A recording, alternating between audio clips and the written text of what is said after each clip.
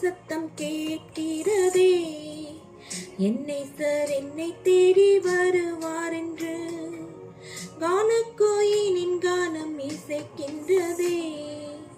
மன்னவ சிங்காரமாய் வருவார் என்று காட்டுப்புறாவின் சத்தம் கேட்கிறதே. என்னை சார் என்னை தேடி வருவார் என்று கானக்கோயிலின் கானம் இசைக்கின்றதே. மன்னவ சிங்காரமாய்